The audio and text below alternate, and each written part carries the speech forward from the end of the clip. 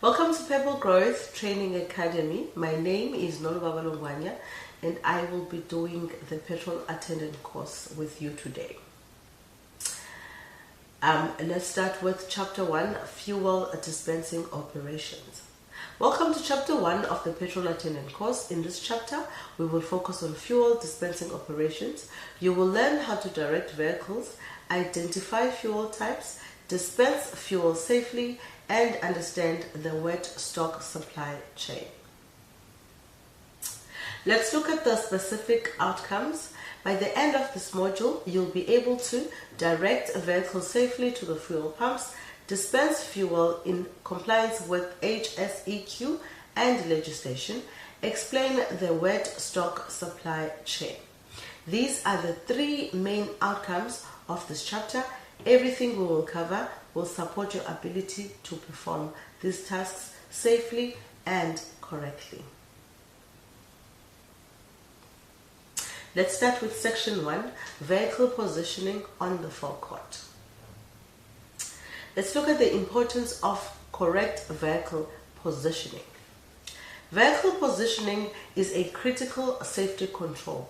If a vehicle is positioned incorrectly, it may cause spills, damage to equipment, or safety risk for customers as well as staff. Let's look at correct positioning procedures. The attendant must guide the vehicle clearly and politely. Before dispensing fuel, the engine must be switched off, the handbrake applied, and the vehicle must be completely stationary. Let's look at Section 2 that deals with types of fuel. Petrol versus diesel. There are two main types of fuel categories. Section 2, let's look at types of fuel. Petrol versus diesel. There are two main types of fuel categories. They are petrol, which is used in petrol engines, as well as diesel, which is used in diesel engines. Vehicle use either petrol or diesel. Dispensing the wrong fuel can cause serious engine damage and customer complaints. Let's look at the types of petrol. Common types of petrol includes ULP 93 as well as ULP 95. ULP 93 has lower octane and is used in some vehicles. ULP 95 has a higher octane and is also used in most modern vehicles. Petrol is classified by octane rating. ULP 93 is used in some vehicles, while most modern vehicles use ULP 95. Let's look at the types of diesel. There are two common types of diesel, which is diesel 50 parts per million as well as diesel 500 parts per million. Diesel 50 parts per million has got lower sulfur and it's for modern vehicles. Diesel 500 parts per million has got a higher sulfur and it is used for older vehicles. Modern diesel vehicles usually require 50 parts per million diesel, which is more environmentally friendly. Let's look at how to identify the correct fuel. The most important rule is never assume. Always check the fuel cap and confirm with the customer before dispensing fuel. Let's look at the consequences of using the wrong fuel. Using the wrong fuel can result in a serious engine damage and expensive repair. If you suspect a fuel error, stop immediately and report it.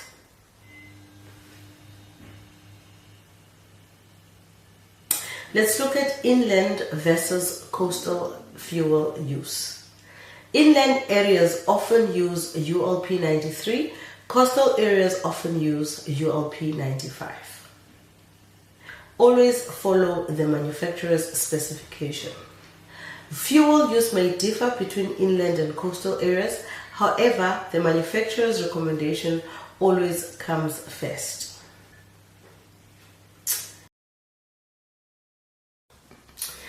Let's look at section 3, HSEQ and legal compliance. Let's look at HSEQ requirements. Attendants must wear PPE, prevent smoking or open flames, confirm fuel types, monitor dispensing, as well as respond to spills.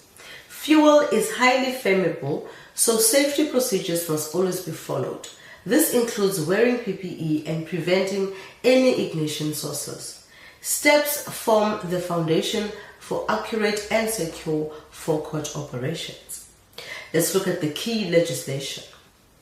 Fuel operations are governed by Occupational Health and Safety Act, Petrol Products Act, National Environmental Management Act, as well as SENS, as well as SAPS standards.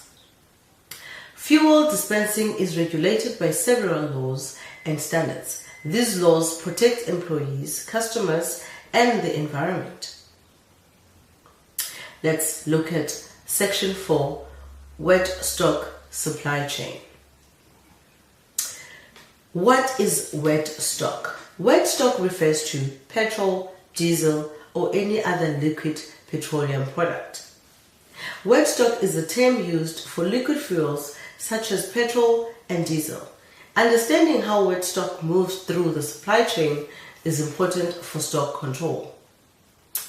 Wet stock supply chain steps: fuel delivery, quantity verification, offloading into tanks, monitoring levels, dispensing to customers, recording sales, as well as reporting discrepancies.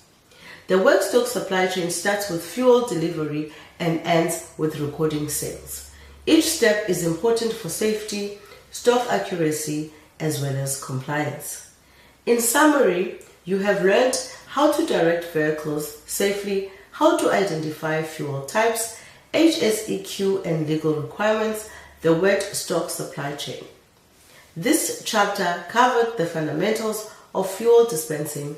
Safety, correct procedures, and compliance are the key responsibility of every fuel attendant.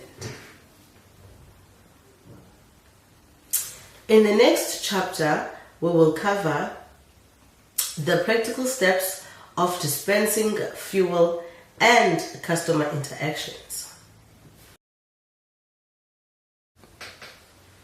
Let's get to section 2, types of fuel. Petrol versus diesel. Vehicles use either petrol or diesel.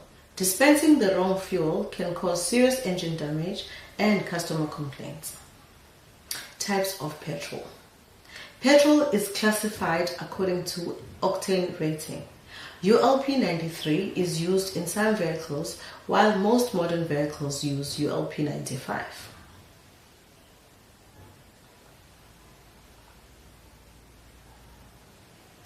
Types of diesel. Diesel is also available in different grades. Modern diesel vehicles usually use 50 parts per million diesel, which is more environmentally friendly. How to identify the correct fuel. The most important rule is never assume. Always check the fuel cap and confirm with the customer before dispensing fuel.